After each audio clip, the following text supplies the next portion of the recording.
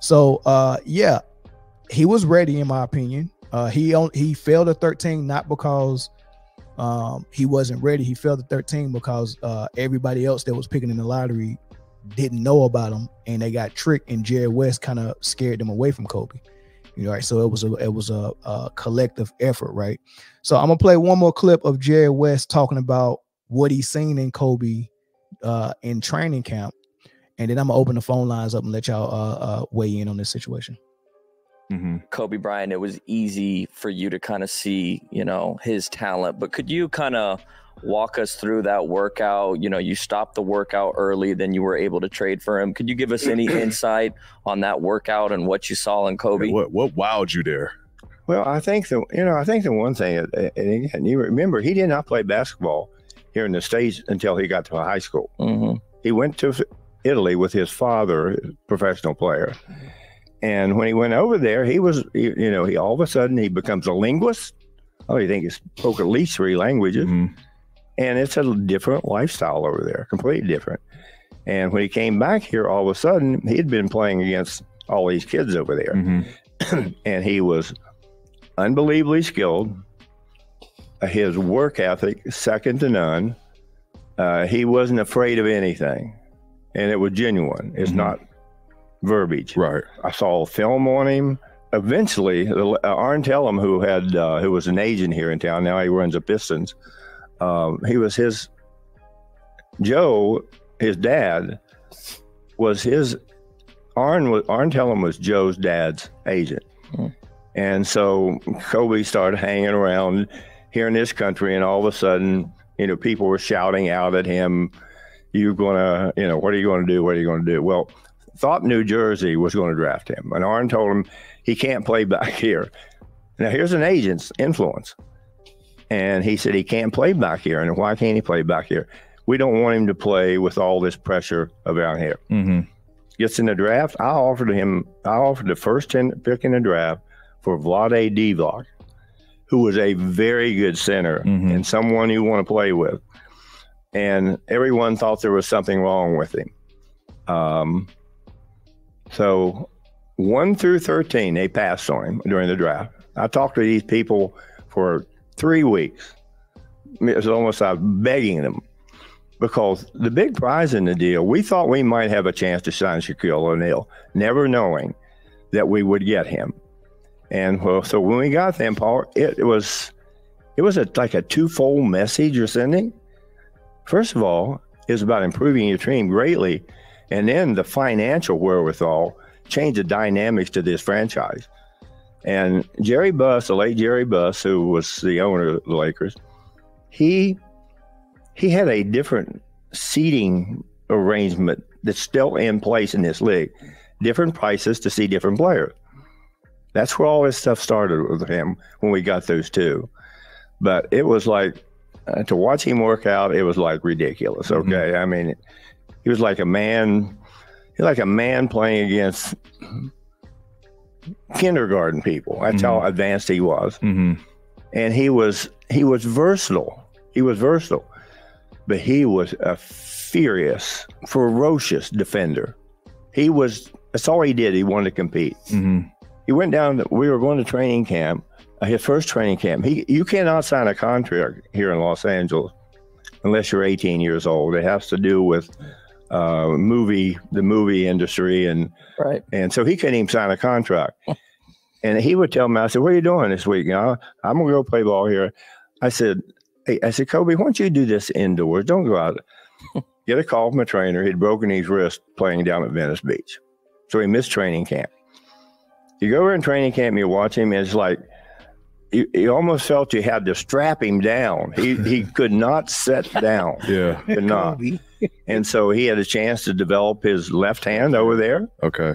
But he was just one of those guys that, again, size. You two guys stand side by side. You might be a touch taller, or pretty close. Mm-hmm. But he was just a natural player who, when he was born, there was a heck of a lot of gold dust sprinkled on this. A lot. Out of gold dust. And he did not disappoint. He played every night. You didn't have to ask him to play hard. Mm-hmm. That's just what he brought. So the key phrase that he said in there is that during training camp, and this is not summer league, right? So all the people who watched the Corey Blunt video that said, "Oh, he's playing in summer league is not the same thing." Okay, this is the great Jerry West saying during training camp against the other vets and the other players, Eddie Jones, Van Elson, all them dudes. He said that he looked like a grown man playing against kindergartners. That's how skilled he was. And this is a 17-year-old kid. This is 17. He said he was so skilled, so good, and played such phenomenal defense that it looked like he was playing against kindergartners. Jerry West, I mean, come on, man. It don't get no better than that. So I hope we can put to bed all of that talk of he sat the bench because he wasn't ready, he wasn't good enough. That, I mean, it's just not a lot of evidence from witness testimony that even would say that. I don't think no one in the Laker organization that was around that situation is coming out and saying that. Corey Blunt didn't say it, Jerry West didn't say it. I just don't hear it, right? So what I'm gonna do is I'm gonna go ahead and open the phone lines up, man, for y'all to call in, and I want to hear what y'all think about the situation, man. Phone number is right there, but yeah, I mean, do y'all think Kobe Bryant was ready, or y'all one of those people that think that, you know, he sat the bench because, you know, not because Derrick Harris just didn't want to play him, because, you know, Eddie Jones and Van Exel was just that much better, and Kobe really needed to sit 2 or 3 years like he was like, I don't know, Alex Smith or something like that, right? y'all call in and let me know, man. I'm very interested. Yeah, that gold dust, Dino. Yeah, and yeah, I think Jerry West did see it. I mean, come on, man, for you to go watch a workout from a kid that just got here from overseas, ain't nobody heard nothing about him, and you go watch his workout, and you only watch 5 minutes of it. You watch 5 minutes of the workout, walk out and say, I seen enough, and you make that decision to draft him just off 5 minutes. That's insane. Caller from California, what's up? What's your name? Hey, what's up? My name's Brian. How's it going? Brian, what's good? How you doing, man? Oh, I'm doing great, man. I'm doing great. I remember I didn't get to see Kobe in summer camp, but I got to see, or summer league, but I got to see his first preseason game and his first years with the Lakers. That's when I first started watching the Lakers, when Magic Johnson was a coach and Nick Van Exel was a rookie. And the minute I saw that fadeaway from the baseline in preseason, I knew he was legit. Like, it was so pure and so sweet. It was he was the best looking shooter on the team in the preseason. Mm-hmm. Yeah. Like that Jordan fadeaway, that turnaround jumper, he had it down like he had already, like he looked in it, like he looks on the mixtape. Yep. It looks exactly the same. So yeah, I went and looked at his preseason games as well. After I saw your Corey Blunt video, I went and looked on YouTube and I saw his preseason. Yeah, he was. I said, dang, this dude was crazy. But I saw it from preseason. Yeah.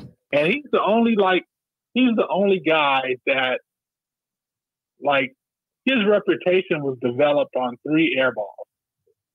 And you know what's interesting about those 3 air balls? This is in the playoffs. This is not like he came in at the beginning of the season shooting air balls, right? So this is a 18-year-old kid who was playing in high school. They probably play at the most 25 games, right? You know what I'm saying? If they're going all the way to the championship, they probably playing 25 games, right? He gets thrown in as an 18-year-old playing with grown men and playing 82 games and then getting in the playoffs and going deep. And he said that he wasn't conditioned enough. He said by the end of the season, he didn't have his legs. And he said he didn't understand why he was airballing those shots, man. But he knew that he needed to get stronger.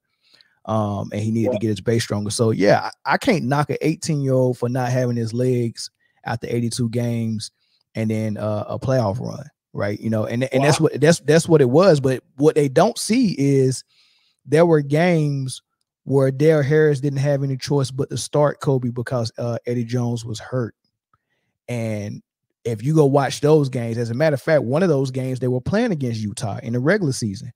I want people to go and look up what he did to Utah in the game that Eddie Jones was out and Dare Harris was forced to start him. Right, he looked like a polished all-star, which is the reason why he made all-star to his next season coming off the bench. But go ahead.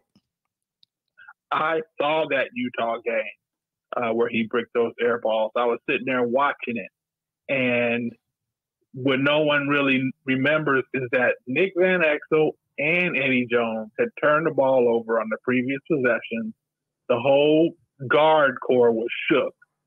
You know, Utah had turned up the heat, the trap, and all that. They couldn't get the ball to Shaq. And Nick Van Exel is a explosive player, and he, you know, it was not like him, but he didn't do good. And Eddie Jones, they were both kind of shook, and we couldn't get anything anywhere. So Kobe took it upon himself to take those shots, and he's the only he gained our respect. Like all the Laker fans that the next day were like, damn, that dude's going to be awesome. We were all like, couldn't wait for next year to see Kobe, even though he bricked those 3 air balls. Yeah, for sure. But yes, now, did you ever think that he wasn't ready his rookie season? No.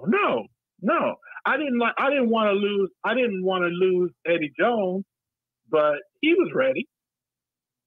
He was ready. I didn't want to lose Eddie Jones. I liked Eddie Jones, but I thought Kobe was ready as well. Yeah. I wonder if Eddie Jones would have worked out at small forward instead of Rick Fox. What you think? I mean, y'all still three-peated. So, I mean, at the end of the day, like, they made the right decision. You know, maybe they couldn't afford Eddie and we got old fast, though. We got old fast after that because we had Eldon Campbell. You know, we had to let him go for Glenn Rice. So we kind of got old fast not having Eddie Jones and Eldon Campbell. We kind of got old in that and we had to go out and get Gary Payton and Karl Malone after we lost. I think if we would have had Eldon Campbell still and Eddie Jones, we would have been able to stay young a little longer. Yeah, y'all gave up on them early though. I mean, so y'all had all those guys. Y'all had Van Exel, Eddie Jones, Rick Fox. Y'all had all those guys. Maybe had Eldon Campbell. I know Eldon Campbell was there before Kobe. I'm not sure if he was there when Kobe got there. Yeah, he was there because when Shaq got hurt, Shaq I think tore his abdomen or something like that. He had an abdomen tear. And Eldon Campbell averaged 19 points and 9 rebounds while Shaq was out. Yeah. And Nick Van Exel got traded because he did the 1-2-3 Cancun thing, and Jerry West traded him for Ty Lue after that. So that's why when they got rid of Nick Van Exel, and then Eddie Jones and Eldon Campbell, I guess that's when Phil came in. Yeah. And they wanted to get he made those changes. He requested those changes. And then shortly thereafter, Jerry West left the organization. I think it was smart by Phil because what he did was he came in. All right, Eddie Jones is gone. We starting Kobe, right? I know what I got in Kobe. I'm implementing the triangle offense, and instead of me implementing it to an entire new team, I get to bring Ron Harper and John Sally here with me, who was with me in Chicago and knows the triangle offense. So ain't nothing better than a player, especially your point guard and Ron Harper, that knows the offense where he can get everybody where they need to be, right? So that was good. He wouldn't have got there with Eddie Jones. So having a backcourt of Kobe and Ron Harper was good, right? Well, we three-peated, so I was cool with it. But it seemed to me we got old a little fast. Yeah, I mean, but sure, it was all right. Yeah, y'all got 5 out of the deal with Kobe. So I mean, y'all got 5 out of it. Yeah. Yeah, Mitch Kupchak was eating off that all the way up to 2010. Oh, yeah, absolutely. Absolutely, man. Yeah, man. All right, man. Appreciate the call, brother. All right. Thanks a lot. Take care. All right. All right, let's get 2 more calls in here, man, about this Kobe situation, man. But I really wanted to kind of nail that down to the wood, man, because I was like, man, dog, everybody in these comments keep saying Kobe wasn't ready and Summer League doesn't prove anything. And Kobe went, but like the caller said, there was also preseason. And like Jerry West said, there was also training camp. And then, like I said, there was also the 82 games of the season that people forget about. Like go watch the games in the regular season, right? Don't just go to Utah, the game where he airballed 3 jump shots in the 3 or whatever, right? Don't just go there. Like they're taking that one game and equating it to his entire rookie season. And that wasn't the case, man. You got to go watch this dude, right? Watch his preseason, listen to the testimony of the people that was around the Lakers and go and watch him during the regular season, man. You owe it to yourself, man, because this dude was I mean, we ain't gonna see another one like this, man. Like him and Mike was it. I don't know if it I don't know if we ever see that again, man. Like, I mean, we got lucky to be able to see Kobe Bryant, because once Mike was gone, I mean, normally that would be the end. Like, once Larry Bird was gone, we didn't see another one. Once Magic was gone, we didn't see another one. We got lucky that we got to see Mike twice. We got lucky to see Mike twice, right? Is it gonna happen again? Do we think it's gonna be another guy as good as Mike and Kobe? Nah, I don't know, man. I don't see it. I don't see it coming. I don't see it happening. I don't think the dedication is there. And for the most part, you can't produce another Kobe or Mike with the recent rules, which I get into in a minute. But with the recent rules the way it is, I think pressure bust pipes or either make diamonds, right? So what I mean by that is when the defense was turned up, the intensity was turned up on high, right? So you got one part of it where the bad boy Pistons was doing things beyond just a hard foul and just physical defense. They was going beyond it, right? Not that high, but even if you think of it that high, look at what it turned Michael Jordan into. That defense was so intense that it forced Michael Jordan to get in the lab and get stronger, get better, and be able to work, to go through that adversity. So it made Mike better, right? Now, did the rules change where they brought their intensity down to a level where it was within the rule book? Yes, they made it wasn't like they was following the rules and then they lessened it, right? They were going past the rules with how they was letting the NBA play. And the only thing David Stern did is say, all right, let's call a foul, right? And he put it even with what the rule book says. But it was still physical defense. It was still hard fouls. It was still hand checking. It was still all those things. So even that style of defense made offensive players work on their game so much where they wasn't going to get 30 and 40 points if they wasn't developing so many different things. Like, just think about Rip Hamilton running off all those screens to get a mid-range shot. Think about how conditioned he had to be a jump shooter for 4 quarters while doing all that running. Same with Reggie Miller, right? You're developing post game in the mid, high post, low post, whatever, because that's going to be a way for you to get to an easy high percentage shot versus being at the top of the key trying to get it from a dribble drive, right? So I mean, it makes you develop so much, man. Off ball skills, post game, using screens, setting screens, running a real offense. Like, it brings out the best in the offensive player when the defense is capable of using their advantages to dictate some flow. But now what the rules is, they have it to where the defense is at a handicap, and they're at a disadvantage trying to guard these guys. So those guys are never going to get as good offensively as they could if the defense was doing a 90s job on them, right? So how do we get another Mike if the defense don't force another Mike to be created? And that's my whole point with that, man. So if we're not gonna get another call on this one, I just move to the next topic. Let me see some of these comments. DC Slim, what's up, bro? Man, down sports. What it do? I'm good, man. What you think on the topic? Hey, I'm gonna start off by saying Kobe could have started when they drafted old boy. All right, Eddie Jones was only in there because back in the day they ain't really start young players. You agree with that? Well, especially for that coach, he's already admitted that he didn't. Yeah. So Kobe to me, now a lot of people think I'm nuts when I say this, right?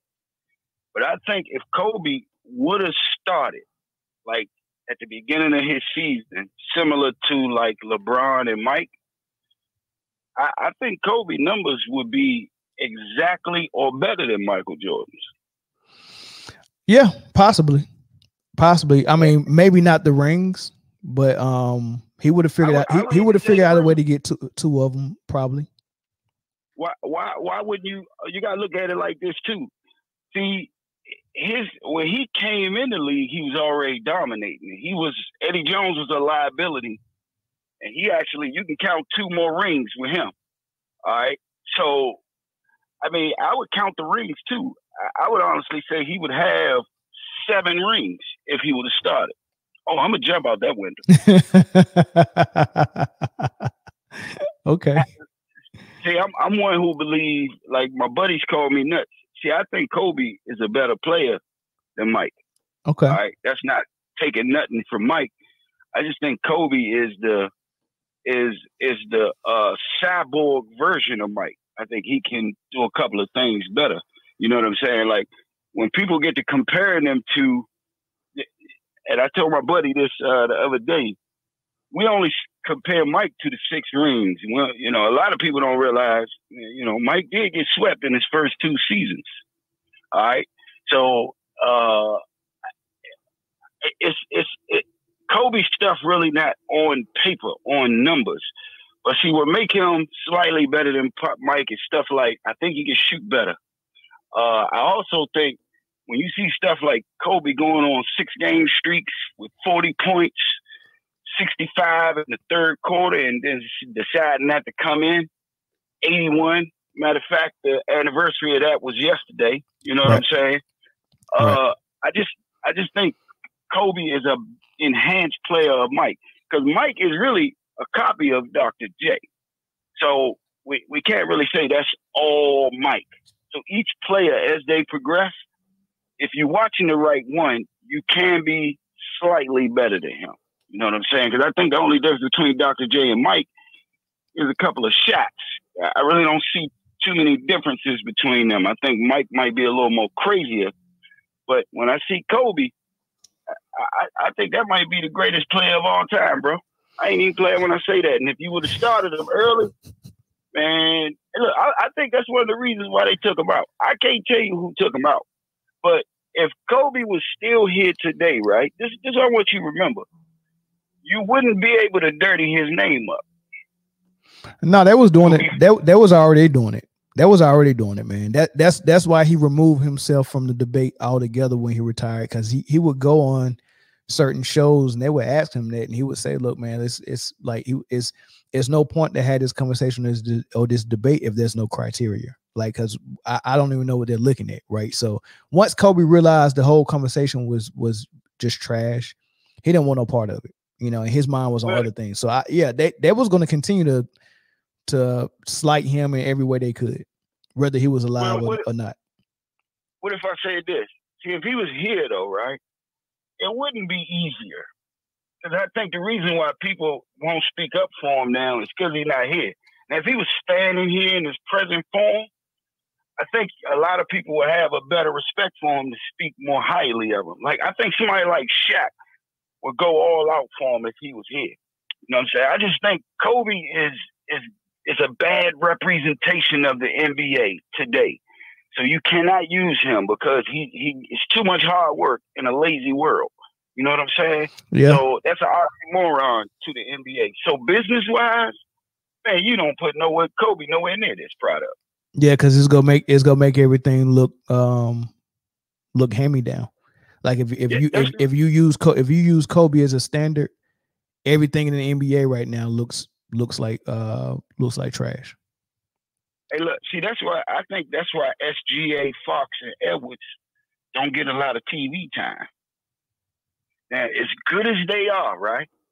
I tell you, man, them youngins work. Yeah, they bad boys. That makes LeBron's credibility look bad, and that's bad for business. So that's why, I mean, it's a lot of politics to this, man. But far as Kobe, man, his career, There's politics involved with his. I think if he would have started early, I think his numbers would be great. You know, so yeah, I agree. Just take all that into consideration. I'm gonna fall back and keep listening. Be easy. All right, bro. Thanks. All right, one more phone call. One more phone call. Jordan is the IP man. That's interesting, man. Shaq defends Kobe all the time. Yeah, but Shaq is part of the media, and you have to push this thing forward. And I think they all has gotten directives or guidance from their big wigs and their bosses at ESPN or TNT, wherever they work, because they're partners with the NBA. And it's just bad for business if the NBA is trying to move forward, but we keep talking about how much better the past was, right? Which actually doesn't look good on the product that we're putting on the floor now. So at some point, as a business, Adam Silver got to come down and talk to ESPN execs and talk to everybody who got talking heads on their networks and say, look, you have to instruct them to start speaking in a way that embraces what we have now. And people like Shaq, Kevin Garnett, and all that stuff, they'll say certain things in certain ways to kind of leave it open for discussion. They won't just come out and say, look, man, y'all tripping, man. It's like it's Mike and it's Kobe and it's Kareem, and then shut the door after that. Like it's not even close. Why are we putting LeBron in this conversation? They probably feel that way, but they can't really say it while they're mainstream media. They can't, because it'll be, the snake eating his own tail. Like you can't. A house divided can't stand, and all of those networks are they're in business with the NBA.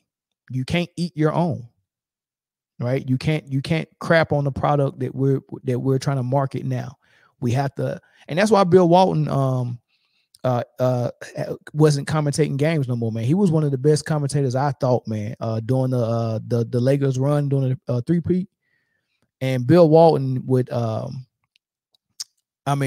because let's be honest, the Lakers cheated the hell out of Sacramento and Portland, right? So if we really want to have a real conversation about what we think, because even when I start talking about rings and accomplishments and all that, I already know that the business part of the NBA kind of helps guys. I know some of these games get kind of manipulated and stuff like that. I know that. I know that probably even happened for Mike a little bit. I think it happened after Mike more than it did during his era. Because I think these guys actually needed more help, man. I don't think the Lakers would have as many rings if the referees wasn't on their side in that Sacramento series and in that Portland series. Both of those, Portland and Sacramento, were the better teams that year. They got cheated. So maybe Shaq and Kobe shouldn't have that many rings, but they do, right? And we also know that they cheat for other superstars. So we can, have that conversation another day. But the point is, Bill Walton was calling all that stuff out. That's a freaking foul. Where's the whistle? Blah, blah. This is the type of stuff Bill Walton was saying. I don't know if y'all remember how Bill Walton used to talk on NBA on NBC, man. It was unreal. He called out all of those horrible calls, horrible no calls. I mean, the game when the Lakers shot almost 30 free throws in the fourth quarter, unreal. Bill Walton called all of it out. And the next season, I think he had got the word to keep his mouth shut, so he was trying to, but he calmed down a little bit, but he was still on one, and eventually they just got him off of TV. They just got him off of TV.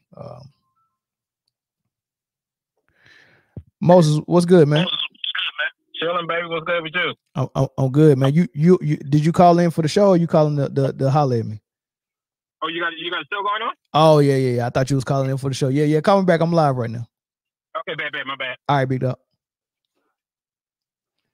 Yeah. But yeah, that's how that worked, man. Bill Walton was calling that stuff out. Roland Curtis, thanks for the super chat. I think that we should remember that Michael Jordan loved Kobe more than Kobe fans love Kobe. Wow. Michael Jordan loved Kobe more than Kobe fans love Kobe. That's okay. That's good. And don't forget that Kobe Bryant hated when his fans took shots at his GOAT Michael Jordan. Yeah, he did, and he didn't even feel worthy to be compared with him. Now, when he had his competitive edge on during his playing years, you know, I mean, I think that was his motivation, was to be better than him. But I think he realized, man, I don't know if I can reach that. This dude is too good. I mean, he finally realized toward the end of his career, like, man, this dude was really like, because even the stuff that I was doing to destroy people on the court, I had to call him to get advice about. You get what I'm saying? Like, imagine telling yourself that you're better than someone that you keep calling constantly for advice, right? That's respect. That's respect, man. So I think he realized, man, yeah, this is the one. That's the dude, man. So Kobe Bryant, 12 all defensive teams. Nah. Yeah, so Bill Russell is the true GOAT. Okay. You don't think Bill Russell is the best player you ever seen, right? So I mean, in my opinion, yeah, you can go to a resume and say, man, this dude got 11 rings. He's the GOAT. But if you choose a GOAT and I can point to a player that's better than him at basketball, then he's not the GOAT. When you choose Michael Jordan as the GOAT, you can't find a player better than him at basketball, and the closest thing to it is Kobe, right? So you can have that conversation, because if 10 is perfect, and we say out of everyone who played basketball, the closest person that got to a 10 was Mike. Let's say Mike got to a 9.5, right? That's how complete of a player he was. He got to a 9.5. And then he went and did amazing things and accomplished those things in the NBA, to, all types of things. So, of course, the 6 rings, the 10 scoring type, all those things, right? He was able to show us, on paper how good he was as well. But the main thing is he's a 9.5 out of 10 as a basketball player, right? In order for someone to surpass him as the GOAT, they have to at least be a 9.5 first before we even start looking at your resume. So everyone who's 9.4, 9, 8, 7, 6, everybody that's there, I don't care what you do. Robert Horry is probably a 4, but he got 7 rings. No, that don't match. We don't take a 4 and say he got 7 rings and put him up here with a guy that's a 9.5. We don't do that. So Mike's a 9.5, Kobe's a 9.4, Bill Russell's probably a 7. Right? Bill Russell is a 6'11" Rodman that played in the 50s and 60s. That's pretty much what he is, right? And I love Bill. So, but if we're grading a player, I just can't have a GOAT that has several players better than him at basketball. It just don't work like that right now. But if we're grading resumes, then cool. You can grade a resume, and Big Shot Bob, yeah, you can grade a resume all you want to. If you're a hiring manager and you want to hire your person based just off the resume, and you don't want to do any background check, you don't want to call his old job to see how he performed, you don't want to do an interview, you don't want to see his face. If you just want to pick a player based on just the resume and don't even watch the games, then yeah, Bill Russell might be high. He might be high, but but then again, does his resume look as good as Michael Jordan's? Probably not, other than the 11 rings. So yeah, I mean, that's something you got to think about. Bill Russell won rings plural on all levels, didn't he? You know what? I don't know what he did. I know he played at San Francisco for college. I'm not sure what he did there. I mean, you might be thinking about Kareem that won on all levels. Kareem won multiple in high school, 3 in college and 6 in the pros. I don't think he won in the Olympic gold, but yeah. But the same thing with Michael Jordan. He won at high school. He won 1 in college and 6 in the pros, and multiple gold medals in the Olympics. Win and follow him. Win and follow Michael Jordan. That's a good trait to say how wherever you go, winning follows you. Versus when you look at LeBron, winning follows him, but losing follows him more. Right. So you got the 6 finals losses, you got the 2 bronze medals in the Olympics. right? You started looking at all those things like, golly, man, like losing,